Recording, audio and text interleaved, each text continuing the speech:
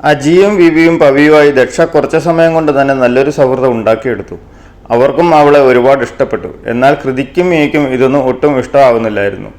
ദക്ഷയുടെ ജ്വലിക്കുന്ന സൗന്ദര്യത്തിന് മുൻപിൽ തങ്ങൾ ഒന്നുമല്ല എന്ന് മനസ്സിലാക്കിയതും അവർ ഒരു നല്ല അവസരത്തിനായി കാത്തിരുന്നു.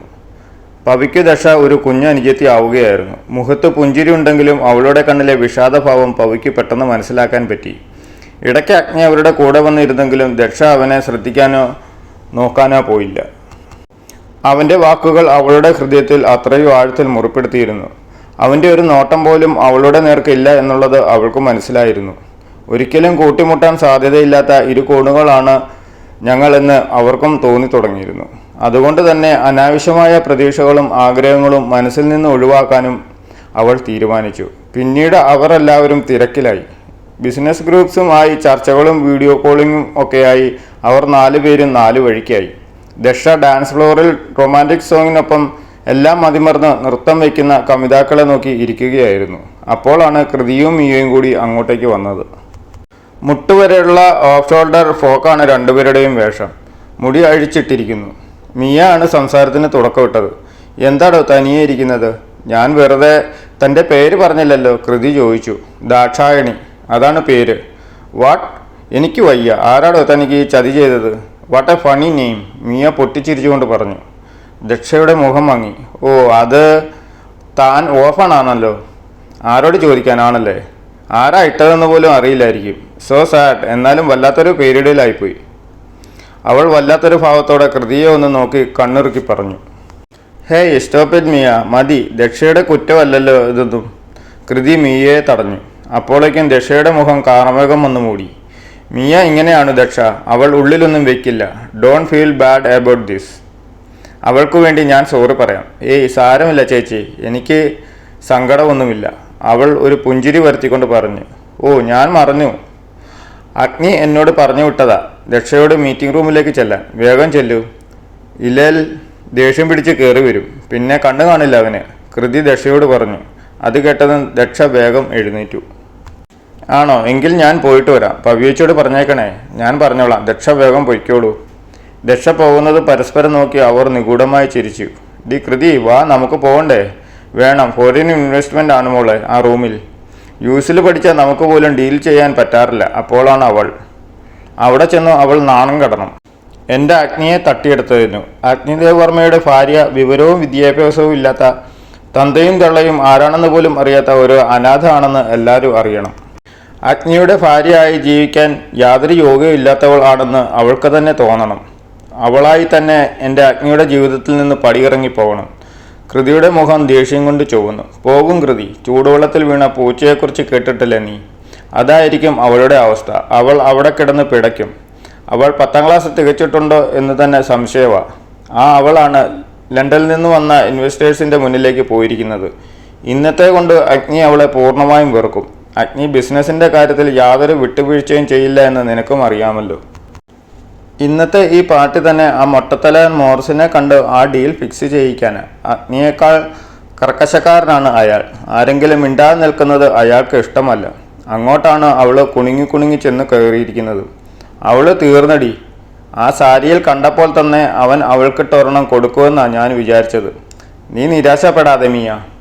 ഇന്ന് ഞാൻ തെളിയിക്കും അവളെക്കാളും എന്തുകൊണ്ട് മികച്ചത് ഈ കൃതി വാര്യറാണെന്ന്. പിന്നെ അഗ്നി അവളെ തല്ലുന്ന കാഴ്ച, ആ കാഴ്ച നമുക്ക് ഇപ്പോൾ തന്നെ കാണാം. നീ വാ. അവർ ഒരു ഹൈഫൈയും കൊടുത്തു മീറ്റിംഗ് റൂമിലേക്ക് പോയി. ദക്ഷ മീറ്റിംഗ് റൂമിൻ്റെ വാതിൽ തുറന്നു അകത്തേക്ക് കയറി. അങ്ങു നിന്നു കറുത്ത കോട്ട് ധരിച്ച ഒരാളോട് സംസാരിച്ചുകൊണ്ട് നിൽക്കുന്ന അഗ്നിയെ കണ്ട് അവൾ അവൻ്റെ അടുത്തേക്ക് നടന്നു. ദേവേട്ട. അഗ്നിയും കൂടെ ഉണ്ടായിരുന്ന 50 വയസ്സ് പ്രായം തോന്നുന്ന ഒരു വെള്ളക്കാരനും അവളുടെ നേർക്ക് തിരിഞ്ഞു. അവളെ അവിടെ തീരെ പ്രതീക്ഷിക്കാത്തത് കൊണ്ട് തന്നെ അഗ്നി ഞെട്ടി അവളെ രൂക്ഷമായി നോക്കി. Yes, pretty lady, who are you? അയാൾ അവളെ കണ്ടു സംസാരിച്ചു തുടങ്ങി. ദക്ഷ എന്ത് ചെയ്യണമെന്നറിയാതെ അഗ്നിയുടെ മുഖത്തേക്ക് നോക്കി. അഗ്നിയുടെ മുഖം വലിഞ്ഞു മുറുകിയിരുന്നു. I am asking you. You know you look like my son's friend. What's your name? Daksha നിന്ന് വെട്ടി വേർത്തു. അവൾ ഒരാശ്രയത്തിന് എന്ന പോലെ അഗ്നിയെ നോക്കി. എന്നാൽ അവൻ്റെ കണ്ണിൽ എരിയുന്ന കനലിൽ അവൾ വെന്ത് വെണ്ണീറായി പോകുമെന്ന് അവൾക്ക് തോന്നി. Hey, I am asking to you young lady. Daksha ഒന്നും പറയാനാവാതെ തലകുനിച്ചു. അഗ്നി അവളെ ചേർത്ത് നിർത്തി. ഇതെൻ്റെ ഭാര്യയാണെന്ന് പറയുമെന്ന് വെറുതെയെങ്കിലും അവളൊന്ന് ആഗ്രഹിച്ചു. വീണ്ടും അഗ്നിയെ നോക്കാനും ധൈര്യമില്ലാതെ അവൾ വിളറി. ഇതെല്ലാം മാറി നിന്ന് വീക്ഷിച്ചു ആസ്വദിച്ച കൃതിയും മിയയും അവരുടെ അടുത്തേക്ക് നടന്നു. Hi Mr Morris, how are you? അങ്ങോട്ടേക്ക് വന്ന കൃതി ചോദിച്ചു. I am okay Kriti, she can speak English. Kriti പുച്ഛത്തോടെ ദശയെ നോക്കി മോറിസിനോട് പറഞ്ഞു. Hi Mr Morris, I am Dakshayani Agnidev, wife of Agnidev Varma. ഒരു നിമിഷം അഗ്നിയും കൃതിയും മിയയും എന്താ സംഭവിക്കുന്നതെന്നറിയാതെ ഞെട്ടി നിന്നു. Oh really, that's a pleasant surprise. Congratulations both of you, Morris അഗ്നിയെ പുണർന്നുകൊണ്ട് പറഞ്ഞു. എന്നിട്ട് ദശയുടെ നേരെ തിരിഞ്ഞു. ഐ എം സോറി മിസ്സിസ് അഗ്നി. It's all right mister Morris, I am completely fine with it. It happen, it's not at all your fault. അപ്പോഴും അവർ മൂന്നുപേരും യാഥാർത്ഥ്യത്തിലേക്ക് മടങ്ങി വന്നിട്ടില്ലായിരുന്നു. അത്രയ്ക്ക് നന്നായി ആയിരുന്നു ദക്ഷ മോറിസിനോട് ഇടപെട്ടത്. അവളുടെ ആക്സൻറ്റും എക്സ്പ്രഷൻസും ഒക്കെ ഒരു വിദേശി സംസാരിക്കുന്ന പോലെ തന്നെ അത്രയും പെർഫെക്റ്റ് ആയിരുന്നു. പിന്നീടുള്ള സംസാരം മുഴുവൻ ദക്ഷയും മോറിസും തമ്മിലായിരുന്നു. ഒരു മകളെപ്പോലെ അയാൾക്ക് അവൾ പ്രിയങ്കരിയായി മാറാൻ അധികം താമസം ഉണ്ടായില്ല. അത് കാണുക കൃതിയുടെ മുഖം വിളറി. ദേഷ്യം കൊണ്ട് മുഖം ചുമന്നു. റിലാക്സ് കൃതി, നമുക്ക് നോക്കാം, അവസരങ്ങൾ ഇനിയുമുണ്ടല്ലോ. മിയ അവളെ ആശ്വസിപ്പിച്ചു. അഗ്നി അത്ഭുതത്തോടെ ദക്ഷയെ നോക്കി കാണുകയായിരുന്നു. അവളെ ഇന്നേ വരെ ഒന്ന് സ്നേഹത്തോടെ നോക്കിയിട്ടില്ല, പുച്ഛിച്ചിട്ടേ ഉള്ളൂ. അറിഞ്ഞുകൊണ്ട് കളിയാക്കിയിട്ടുമുണ്ട്. പക്ഷേ ഞാൻ അറിഞ്ഞതോ കണ്ടതോ അല്ല യഥാർത്ഥ ദക്ഷയെന്ന് ആദ്യമായി അവന് തോന്നി. പെട്ടെന്ന് ലൈറ്റെല്ലാം ഓഫായി. ഡാൻസ് ഫ്ലോറിലെ ലൈറ്റ് മാത്രം തെളിഞ്ഞു. എല്ലാവരും ഡാൻസിനായി പെയറായി അങ്ങോട്ടേക്ക് പോയി. ബാക്ക്ഗ്രൗണ്ടിൽ മദ്രാസ് പട്ടണത്തിലെ പൂക്കൾ പൂക്കു എന്ന സോങ് മുഴങ്ങി. പെട്ടെന്ന് മോറിസ് ദക്ഷയുടെ കയ്യും പിടിച്ചു അഗ്നിയുടെ അരികിലേക്ക് നടന്നു. അവളുടെ കൈ അഗ്നിയുടെ കയ്യിലേക്ക് കൊടുത്തു. കമോൺ ഡാൻസ് വിത്ത് അവർ മാൻ. അത് നിരസിക്കാനാവാതെ അഗ്നി ദക്ഷയുടെ കൈ പിടിച്ചു ഡാൻസ് ഫ്ലോറിലേക്ക് നടന്നു. ദക്ഷയ്ക്ക് വല്ലാത്തൊരു പരിഭ്രമം പോലെ തോന്നി. കല്യാണത്തിൻ്റെ അന്നായിരുന്നു ആദ്യമായും അവസാനമായും അഗ്നിയുടെ കൈകളിൽ കൈകോർത്തത്. ഇന്നിപ്പോൾ എന്തോ മുഖം ഉയർത്തി അവൻ്റെ കണ്ണിലേക്ക് നോക്കാൻ പോലും പറ്റാത്ത അവസ്ഥ. അഗ്നിയുടെ ഇടത് കൈവിരലുകൾ അവളുടെ വലത് കൈയിൽ കോർത്തു പിടിച്ചു അവളെ അവനിലേക്ക് അടുപ്പിച്ചു. പെട്ടെന്നുള്ള ഈ പ്രവൃത്തിയിൽ ഞെട്ടി ദക്ഷ അവൻ്റെ നെഞ്ചിൽ തട്ടി നിന്നു. അവൻ്റെ വലത് കൈ അവളുടെ ഇടുപ്പിൽ വെച്ചതും അവളൊന്ന് വിറച്ചു. അഗ്നി അവളെ ഒന്ന് നോക്കി. ആദ്യമായിട്ടായിരുന്നു അവൻ അവളുടെ ഇത്രയും അടുത്ത് നിൽക്കുന്നത്. വലിയ വിടർന്ന കണ്ണുകൾക്ക് അലങ്കാരമായി കൺമഷി എഴുതിയിരിക്കുന്നു. ചെറിയ നനവുള്ള തുടുത്ത ആദരങ്ങൾ. മോറിസിനെ നോക്കി അവളൊന്ന് പുഞ്ചിരിച്ചു. ആരെയും മയക്കുന്ന ആ ചിരിയിൽ അവൻ ഏറെ നേരം നോക്കി നിന്നു. അതിൽ വിരിഞ്ഞ നുണക്കുഴിയും ഒത്ത നിരയുള്ള മുത്തുകൾ പോലെയുള്ള പല്ലുകളും അവൻ തെല്ലു കൗതുകത്തോടെ നോക്കിക്കണ്ടു. എന്നാൽ ഒരിക്കൽ പോലും അവളുടെ മുഖത്ത് തന്നെ നോക്കുമ്പോൾ ഈ പുഞ്ചിരിയോ തെളിച്ചമോ ഉണ്ടായിട്ടില്ല എന്ന് അവൻ ഓർത്തു. അവൻ അവളെ പാട്ടിനനുസരിച്ച് ഒന്ന് കറക്കി കയ്യിൽ പിടിച്ചു അവനിലേക്ക് തന്നെ അടുപ്പിച്ചു. അപ്പോൾ അവളുടെ നീളമുള്ള ഇടകൂർന്ന കാർക്കൂന്തൽ അവൻ്റെ മുഖത്തേക്ക് പറന്നു വീണു. അതിൽ നിന്ന് വമിക്കുന്ന ചെമ്പകത്തിൻ്റെയും കാച്ചിയ എണ്ണയുടെയും മിശ്രഗന്ധം അവനിൽ ഒരു ഉന്മേഷം പടർത്തി. അഗ്നി അവളുടെ ഇടുപ്പിൽ പിടിച്ചു. എന്നാൽ സാരിസ്ഥാനം മാറി അവൻ്റെ കൈവിരലുകൾ അവളുടെ പൂപൂലുള്ള നനുത്ത അനാവൃതമായ മേനിയിൽ പതിഞ്ഞു. ദക്ഷയുടെ കൈകൾ അവൻ്റെ കൈകളിൽ മുറുകി. അവൾ പിടഞ്ഞുകൊണ്ട് അവനെ കണ്ണുകളിലേക്ക് നോക്കി. ഒരു നിമിഷം അവരുടെ കണ്ണുകൾ ഇടഞ്ഞു. അവൻ്റെ കണ്ണുകളിലെ ഭാവം മനസ്സിലാക്കാൻ കഴിയാതെ അവൾ ഒന്ന് ഉഴറി. അവൻ്റെ നോട്ടത്തിൽ പതറിപ്പോകുന്ന പോലെ തോന്നിയതും അവൾ കണ്ണുകൾ താഴ്ത്തി നിന്നു. ദക്ഷയുടെ കണ്ണുകളിലെ പിടച്ചിലും അവളിൽ നിന്നും വമിക്കുന്ന ഗന്ധവും അഗ്നിയെ ഒന്നുകൂടി അവളിലേക്ക് അടുപ്പിച്ചു. അഗ്നിയുടെ കൈകൾ അവളുടെ ഇടുപ്പിൽ മുറുകുന്നതായി തോന്നിയതും ദക്ഷയുടെ ശ്വാസഗതി ഉയർന്നു.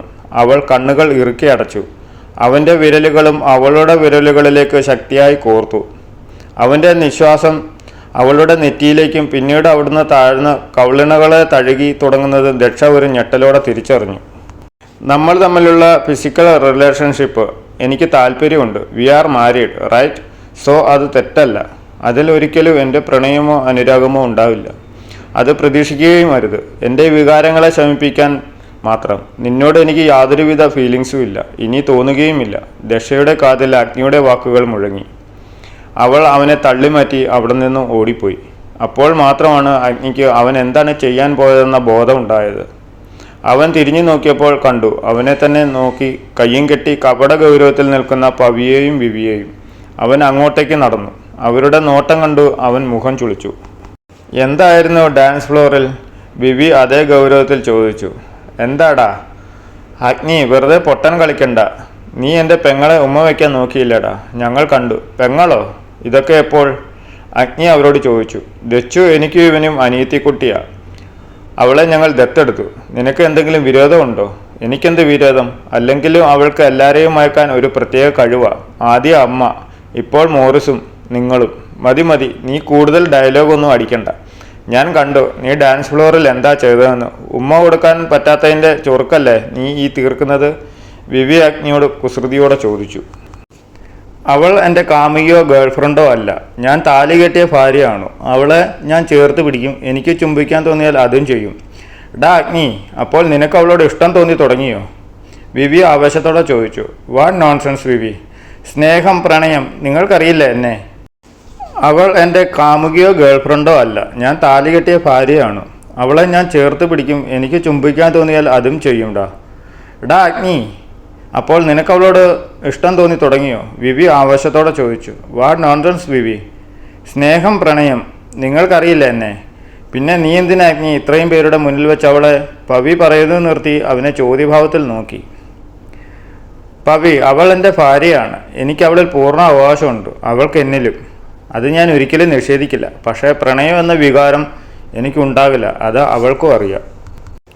വെറുതെ വേണ്ടാത്ത ആഗ്രഹം വളർത്തേണ്ട എന്ന് വെച്ച് ഞാനെല്ലാം പറഞ്ഞിട്ടുണ്ട്.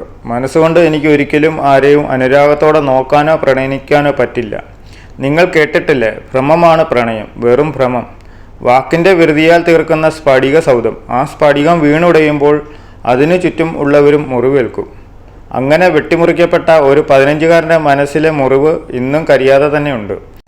വിടരാൻ കൊതിച്ചിട്ടും വിടരാനാവാതെ പോയ കുഞ്ഞു കുഞ്ഞു സ്വപ്നങ്ങളും പേറി സമൂഹത്തിൽ ഒറ്റപ്പെട്ടു പോയ ഒരു അമ്മയും മകനും. സ്നേഹം വെറും പ്രഹസനം മാത്രമാണ്, ചില പൊയ്വാക്കുകളാൽ തീർത്തൊരു നൗകം. ആർക്കും ആരോടും ദയയോ സൗഹാർദ്ദമോ ഇല്ലാത്ത ഈ ലോകത്ത് ഒരാൾക്ക് എങ്ങനെ മറ്റൊരാളെ ജീവനെ പോലെ സ്നേഹിക്കാനാകും? രക്തബന്ധം ഉള്ളവർ പോലും സ്വന്തം നേട്ടങ്ങൾക്ക് വേണ്ടി പരസ്പരം കൊന്നൊടുക്കുന്നു. ഇവിടെ സ്വാർത്ഥത മാത്രമേ ഉള്ളൂ. ഞാൻ ഇന്നലകളിലെ എൻ്റെ ഓർമ്മകളെ അന്നും ഇന്നും ഓർമ്മയിൽ സൂക്ഷിക്കുന്നുണ്ട്, അവയെ താലോലിക്കുന്നുണ്ട്. ഓരോ വെല്ലുവിളികൾ വരുമ്പോഴും ഈ ഓർമ്മകളാണ് മുൻപോട്ട് കുതിക്കുവാൻ എനിക്ക് പ്രചോദനം. അതിൻ്റെ ഇടയ്ക്ക് ആർക്കും ഒരു പ്രതീക്ഷയും ഞാൻ കൊടുക്കില്ല. എനിക്ക് മാറാനും സാധിക്കില്ല. ഇത്രയും പറഞ്ഞ് തിരിഞ്ഞ അഗ്നി കാണുന്നത് കണ്ണുകളിൽ നീർത്തിളക്കവുമായി നിൽക്കുന്ന ദക്ഷയാണ്. അവൻ അവളെ ഒന്ന് നോക്കി. എങ്കിൽ ഞങ്ങൾ ഇറങ്ങുക, അമ്മ തനിയേ ഉള്ളൂ. വരൂ ദക്ഷ. അവൻ പാർക്കിങ്ങിലേക്ക് നടന്നു. ദക്ഷ വിവിയെയും പവിയെയും നോക്കി യാത്ര പറഞ്ഞു. അവൻ്റെ പുറകെ നടന്നു. കാറിൽ ഇരുവരും മൂകരായിരുന്നു. ദക്ഷയുടെ മനസ്സിൽ അവൻ പറഞ്ഞ വാക്കുകൾ അലയടിച്ചുകൊണ്ടിരുന്നു. എല്ലാം വ്യക്തമായി പറഞ്ഞിട്ടും ഓരോ വാക്കിലും നോക്കിലും പ്രവൃത്തിയിലും മനസ്സിലാക്കി തന്നിട്ടും ഒരു നിമിഷമെങ്കിലും പ്രതീക്ഷ വെച്ചത് എന്തിനു വേണ്ടിയായിരുന്നു? ആ മുറിവേറ്റ മനസ്സിന് മരുന്നായി മാറാൻ ഒരു അവസരം പോലും തനിക്ക് തരുന്നില്ലല്ലോ. ഉള്ളിലെ സങ്കടങ്ങൾ വിങ്ങി വെളിയിലേക്ക് വരുന്നതായി തോന്നിയതും അവൾ കണ്ണുകൾ അടച്ച് സീറ്റിലേക്ക് ചാരിക്കിടന്നു. അഗ്നിയുടെ മനസ്സും കുലുഷിതമായിരുന്നു. ഇന്ന് അവളെ ആ സാരിയിൽ കണ്ടപ്പോൾ തനിക്ക് തോന്നിയ ദേഷ്യം, മറ്റുള്ളവരുടെ കഴുകൻ കണ്ണുകൾ അവളിലേക്ക് വീഴുമ്പോൾ തോന്നിയ അസ്വസ്ഥത, അവളുടെ സാമീപ്യം, സുഗന്ധം. ഒരു നിമിഷത്തേക്ക് എങ്കിലും ഞാൻ എന്നെ തന്നെ മറന്നു. ആ കരിമിഴി കണ്ണുകളിൽ ലയിച്ചത് എന്തിനായിരുന്നു ഞാൻ കണ്ടത്? അവളെ തന്നെ അല്ലായിരുന്നോ? പട്ടുപാവാട ഇട്ട ഒരു പെൺകുട്ടിയുടെ അവ്യക്തമായ രൂപം അവൻ്റെ ഉള്ളിലേക്ക് വന്നതും അഗ്നി തല ഒന്ന് വെട്ടിച്ചു ഡ്രൈവിങ്ങിൽ ശ്രദ്ധ ചെലുത്തി. അഗ്നി ക്ഷീണം കൊണ്ട് വന്നപ്പോൾ തന്നെ ഉറങ്ങിപ്പോയിരുന്നു. രാത്രിയിൽ ഇടയ്ക്ക് എപ്പോഴോ ഉണർന്നു നോക്കിയപ്പോൾ അരികിൽ ദക്ഷ ഉണ്ടായിരുന്നില്ല. അവൻ എഴുന്നേറ്റ് ബാൽക്കണിയിലും അടുത്തുള്ള മുറിയിലും ഒക്കെ നോക്കി. താഴെ അമ്മയുടെ മുറിയിൽ ലൈറ്റ് കിടക്കുന്നത് കണ്ട് അങ്ങോട്ടേക്ക് പോയപ്പോൾ കണ്ടു അമ്മയ്ക്ക് കഞ്ഞി സ്പൂണിൽ കോരിക്കൊടുക്കുന്ന ദക്ഷയെ. തലയിൽ വെളുത്തുള്ളി നനച്ച് ഇട്ടിരിക്കുന്നു. ഇതെന്താ മോളെ, കയ്യിൽ ചുവന്ന് കിടക്കുന്നുണ്ടല്ലോ? ദക്ഷയുടെ കൈ പിടിച്ച് സുഭദ്ര ചോദിച്ചു. അത് കേട്ടത് ഉള്ളിലേക്ക് കയറാൻ തുടങ്ങിയ അഗ്നി പെട്ടെന്ന് നിന്നു. അതൊന്നും ഇല്ലമ്മേ, എവിടെയോ തട്ടിയതാ, ഞാനിപ്പോഴാണ് ശ്രദ്ധിക്കുന്നത്. ദക്ഷ വേഗം കൈവലിച്ചു. നിങ്ങളുടെ മുറിയിൽ ഡ്രൈവറിൽ ഓയിൽമെൻറ്റ് കാണും, മറക്കാതെ ഇട്ടേക്കു, ഇല്ലാച്ചാൽ നാളെ കരിനേലിക്കും. അത് സമ്മതം എന്നവണ്ണം അവൾ തല കുലുക്കി. അപ്പോഴേക്ക് അഗ്നി അകത്തേക്ക് കയറി. എന്ത് പറ്റിയമ്മേ? അവൻ വെപ്രാളപ്പെട്ട് കയ്യിലും കഴുത്തിലും ഒക്കെ കൈവച്ച് നോക്കി. ഒന്നുമില്ലടാ, ഒരു ചെറിയ പനി. ഇപ്പോൾ ദക്ഷമോള് കഞ്ഞിയും തന്നു മരുന്നും കഴിപ്പിച്ചു. നീ പോയി കിടന്നോ, ഞാനൊന്ന് മയങ്ങട്ടെ, സുഭദ്ര അഗ്നിയുടെ തലയിൽ തഴുകി പറഞ്ഞു. മോളും ചെല്ലു, സമയം ഇത്രയായിട്ട് ഒരുപോലെ കണ്ണടച്ചില്ലല്ലോ. ചെല്ല്, എനിക്കിപ്പോൾ ഭേദമായി. ദക്ഷ അഗ്നിയെ ഒന്ന് നോക്കി. അവൻ്റെ നോട്ടം അവളുടെ കൈത്തണ്ടയിൽ ചുവന്നു കിടക്കുന്ന വിരൽപ്പാടുകളിലായിരുന്നു. അഗ്നി ഒന്നും പറയുന്നില്ല എന്ന് കണ്ടതും ദക്ഷ സംസാരിച്ചു തുടങ്ങി. അത് ഞാനിന്ന് ഇവിടെ കിടന്നോളാം. അമ്മയ്ക്ക് എന്തെങ്കിലും ആവശ്യം വന്നെങ്കിലോ? അതൊന്നും വേണ്ട, എനിക്കിപ്പോൾ ഒരു കുഴപ്പവുമില്ല. അത് സാരമില്ല, ദക്ഷ ഇന്ന് ഇവിടെ കിടക്കട്ടെ. അത്രയും പറഞ്ഞു അഗ്നി എഴുന്നേറ്റു. തല കുനിച്ചു നിൽക്കുന്ന ദക്ഷയെ ഒന്ന് നോക്കി വെളിയിലേക്ക് നടന്നു. രാവിലെ നല്ല ചമ്പകത്തിൻ്റെയും കാച്ചെണ്ണയുടെയും സമ്മിശ്ര ഗന്ധം നാസികയിലേക്ക് തുളച്ചു കയറിയതും അഗ്നി കണ്ണു വലിച്ചു തുറന്നു. ഇളം സൂര്യരശ്മികൾ മുഖത്തേക്ക് പതിച്ചപ്പോൾ അവൻ പതിയെ കണ്ണുകൾ കയ്യാൽ പൊതിഞ്ഞു. പതിയെ കണ്ണുകൾ ഒന്ന് ചിമ്മി തുറന്നു. ദക്ഷ കുളി കഴിഞ്ഞു വന്നു മുടി ഉണക്കുവാണ്. ഒരു കറുത്ത കരയുള്ള സെറ്റുമുണ്ടുമാണ് വേഷം. തലയിൽ നിന്നും ജലകണങ്ങൾ ഇറ്റ് താഴേക്ക് പതിക്കുന്നു. വെളിയിൽ നിന്നും വരുന്ന കാറ്റിൽ ആടി ഉലഞ്ഞ് സാരിത്തുമ്പ് അവൾക്ക് ചുറ്റും മറ പോലെ പാറിപ്പറക്കുന്നു. പൊൻസൂര്യപ്രഭയിൽ കണ്ണിനും മനസ്സിനും ഒരേപോലെ കുളിർമ നൽകുന്ന ആ കാഴ്ചയിൽ മയങ്ങി ഒരു നിമിഷം അവൻ കിടന്നു. ദക്ഷ റൂമിൽ നിന്നും വെളിയിലേക്ക് ഇറങ്ങുന്നത് കണ്ടത് അവൻ ഉടനെ ചാടി എഴുന്നേറ്റു. ദക്ഷ! പെട്ടെന്നുള്ള അവൻ്റെ വിളിയിൽ ഒന്ന് ഞെട്ടി അവൾ തിരിഞ്ഞു നിന്നു. അഗ്നി എഴുന്നേറ്റ് ഡ്രോയിൽ നിന്നും ഒരു ഓയിൽമെൻ്റ് എടുത്തു. അവളെ ഒന്ന് നോക്കി.